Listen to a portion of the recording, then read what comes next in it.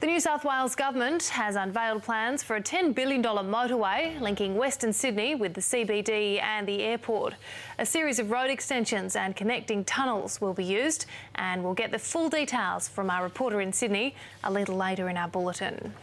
Well, the New South Wales Government has unveiled plans for a multi-billion-dollar overhaul of two of Sydney's major motorways. There'll be a major extension linking the M4 with the city's airport, and more lanes will be added to the M5. Nine's New South Wales political reporter Kevin Wild joins us now. Kevin, this is a massive plan. Who's going to foot the bill? Well, Amelia, we don't know who's going to foot the bill completely, but motorists will have to foot a major component. There will be a toll of a maximum of $7 a journey for what is being dubbed the West Connects. Now, the New South Wales Government has only put aside $1.8 billion for this project, which could cost between $10 or $13 billion.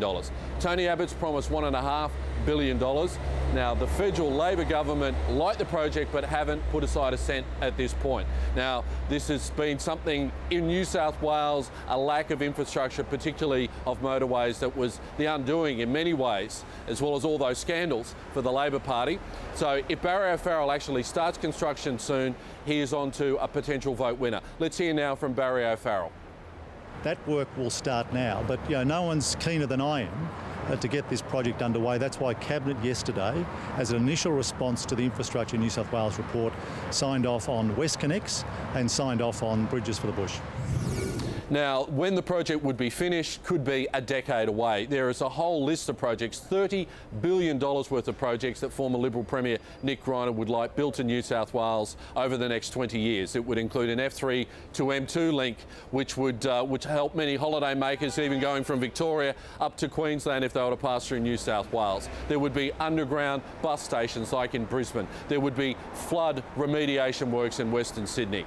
What was clear today is that the independent experts wanted more roads rather than more rail projects overwhelmingly, and there's so few rail projects in this, so criticism there. There's also the possibility that drivers who were driving for free on the M4 will actually have to pay a toll once more. So lots of political damage potentially for the government in this, depending on how they fund it, Amelia. All right, Kevin, thank you so much for that. And if you're in Sydney, Kevin Wild will have the full details on the transport plan in 9 News at 6.